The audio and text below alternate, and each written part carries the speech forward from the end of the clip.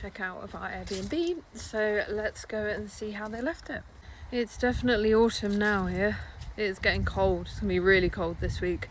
Probably no snow, but you never know. But yeah, definitely winter.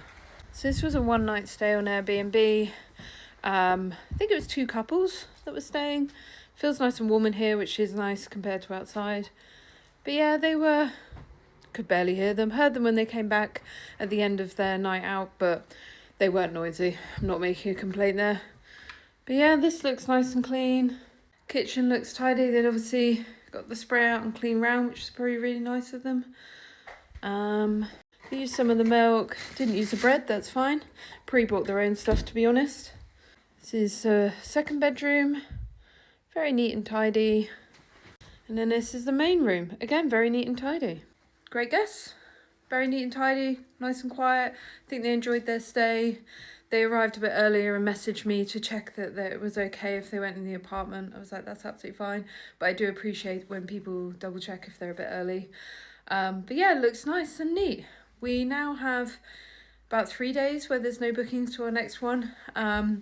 So hopefully we'll get some last minute bookings, but it's sort of like a blessing, but also not.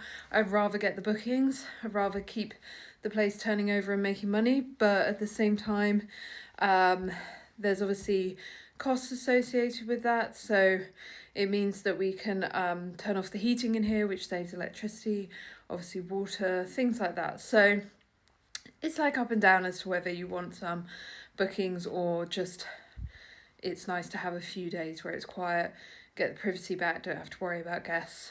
But yeah, either way, if we don't get some, that'll be good.